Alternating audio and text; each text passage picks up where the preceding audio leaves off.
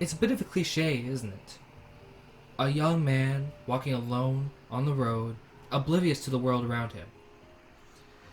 It's a fitting beginning to an essay about youth justice. The standard archetype of an incarcerated youth in Canada is a black or Indigenous boy.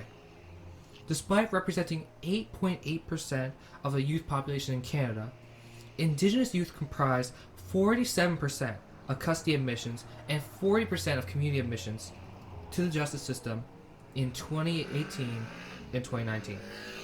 All of these children are overwhelmingly male, approximately 77% of those in the system. And despite more diversion of kids from the court system to alternative programs since the passing of the Youth Criminal Justice Act, YCJA, black youth are admitted into the correctional system at a proportion that is 4 times the national average. It's time to look at alternative methods. So when I got the opportunity to learn more about restorative justice and the peace-building circles process with Peacebuilders, I took it. I knew a few guys who were expelled or suspended because of the stuff they did, and it was bad, but I never really thought any of that helped, right? I just wonder if, we were able to use these peace-building circles, these restorative practices, and I wonder what would have been different if we used them to kind of break these cycles, these patterns.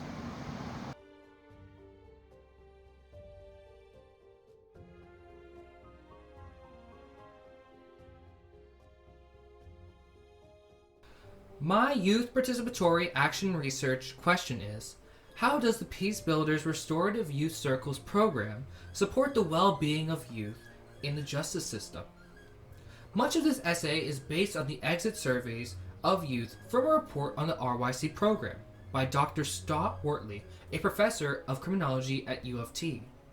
To start, let's define restorative justice. Restorative justice is an alternative to retributive or punitive justice, which is the standard of justice in the West today. Restorative justice focuses on what can be done to repair what has been lost or broken, not what has been done and how to punish it. We can encapsulate this in 3 questions. Who has been hurt? What are their needs? And who can address these needs or what is needed? Restorative justice also requires the person who caused harm to accept responsibility.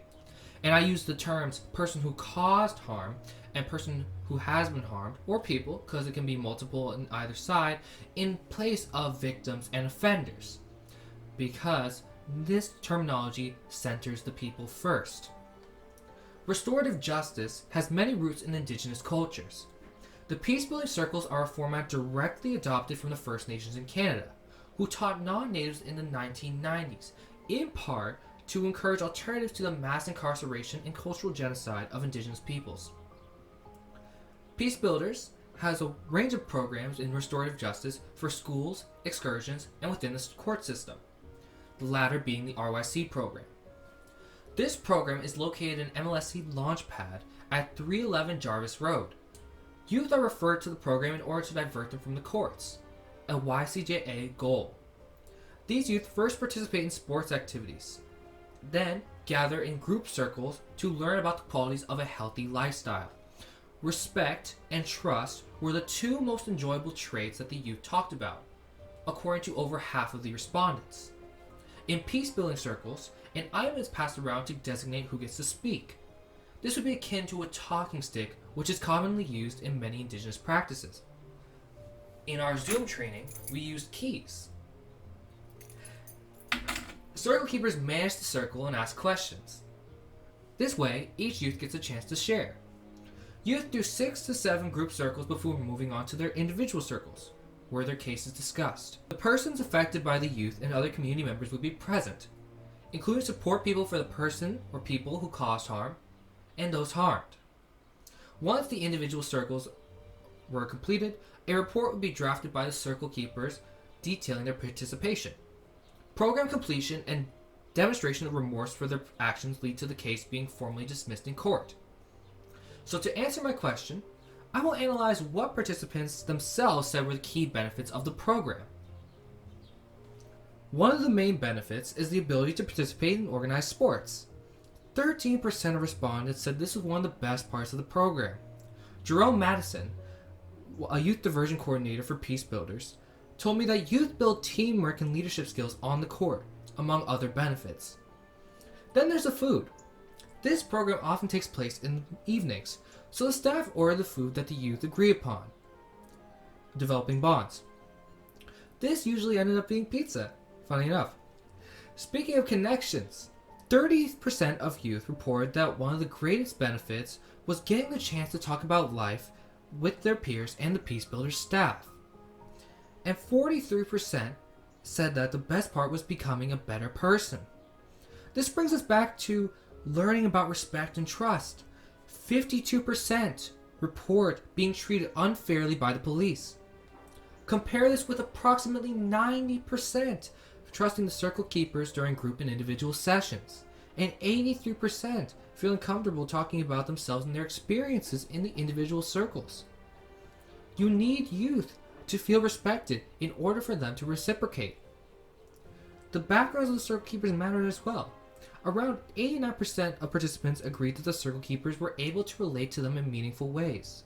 These youth were predominantly non-white and male.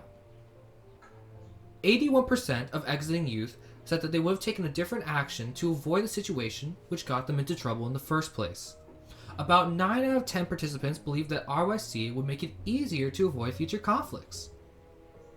Intent to volunteer in school, volunteer in their community, and gain employment increased significantly from before to after the program. Finally, 32% of youth said that one of the main benefits of the program was getting their case dropped in court. Beyond this program, Jerome told me that some program alumni actually got volunteer or staff positions at MLSE Launchpad, and others were given support with their graduation from high school and applications to college and university.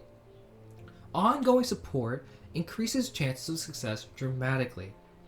However, I'm still curious as to why the completion rate for the program is so much lower for racialized youth, around 72%, compared to white youth, around 95%. Even though no other factor has any significant influence on these outcomes. There is also the question about accessibility, as this program is only in the Launchpad, and 11% of students indicated that there were issues with getting to the program. However, these are not fundamental issues with the program itself.